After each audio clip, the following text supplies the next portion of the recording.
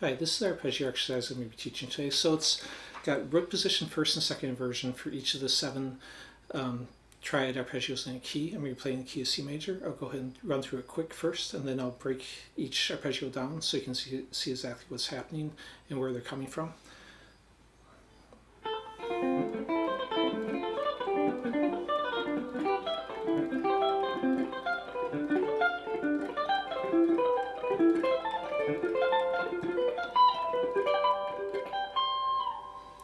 Okay, so 21 shapes there, a bunch of stuff, 9 different fingerings within them.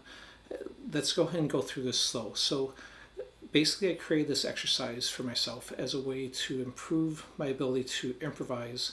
And when I get to a note, let's say I'm on A note here, my natural tendency, I created this years ago, but at that time would be to play root position arpeggio.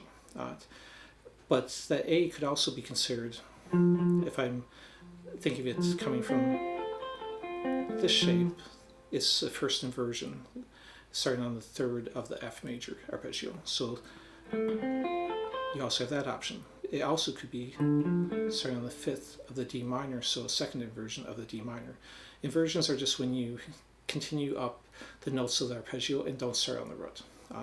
So in this exercise, basically I'm going to start on the first inversion of the F.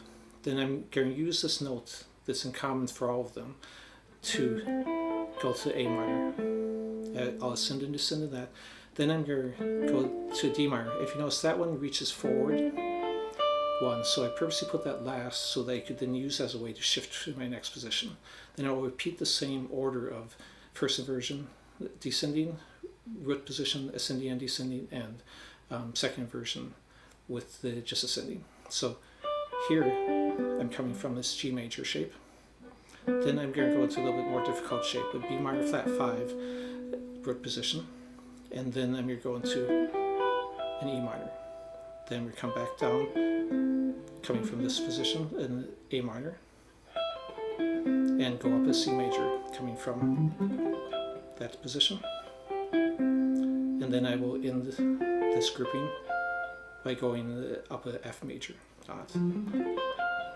Then from there I'm coming down with B minor flat 5 from this position, so the first inversion, a D minor, and then a G major. And anytime I have multiple notes in a row, I'm rolling my hand. Then I'm going to come down the C major, E minor, and the A minor.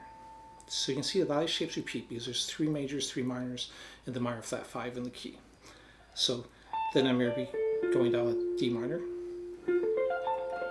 F major, and this one's a tricky one. I actually was originally fingering it this way because that's the finger I'm starting on, but I would usually, if I was going to play this, start on this finger. So I decided to go ahead and just switch to that finger, so I wouldn't be using a different fingering than how I normally play the arpeggio, but it makes for kind of an awkward change. And then coming down to E minor. So that was the previous one. This was a second inversion of a B minor flat 5. So now I'm coming down this E minor and going up the G again, and ending on the C.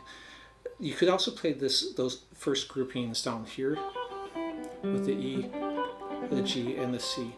I originally wrote this exercise doing that, but I decided I didn't really want to repeat them in both sides, and if I didn't have that grouping up here, my last arpeggio I'd end on was at B minor flat 5, so I wanted to end instead on the C rather than that, which wouldn't sound very resolved to end on.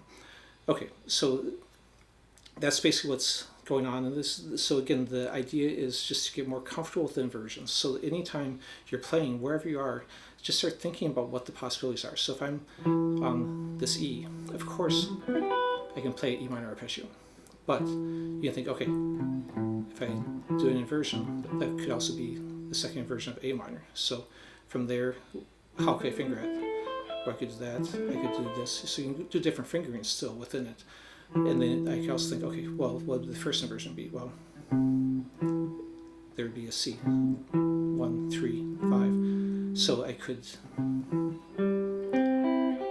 again, do different fingerings, but having those options, and you can go further with that too.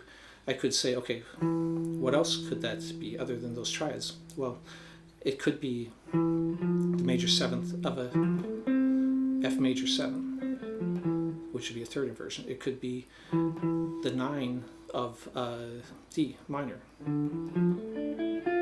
for like an add 9. So endless possibilities of what these can be. Don't limit yourself to always just thinking of, okay, I'm on a C, so I'm going to play C major.